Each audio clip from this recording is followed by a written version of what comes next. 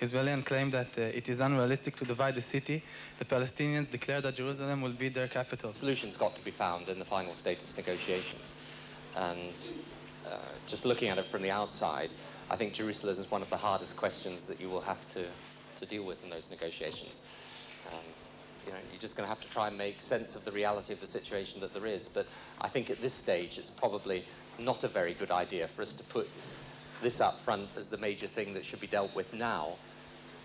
I think let's get over the interim issues first, and then maybe the atmosphere is a little bit different in which you can deal with issues as tricky as Jerusalem. You've then got the refugee problem again, which is very, very difficult.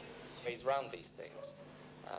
Security is, in my view, the big problem for Israel here, because Israel needs to be sure that its security is properly guaranteed.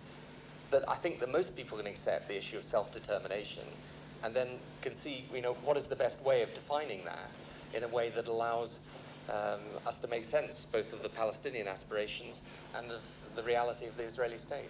In retrospect, do you believe that the English government between the years... That it's important that Europe doesn't act independently of the US.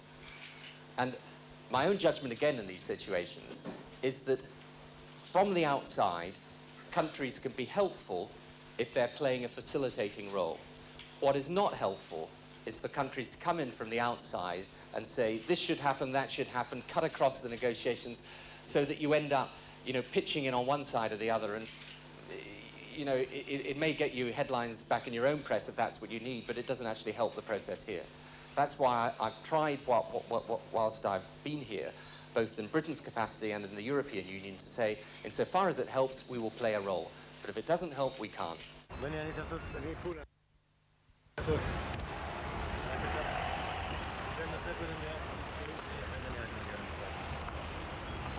אבל הסתכלו לבית ספר שלנו וגם שם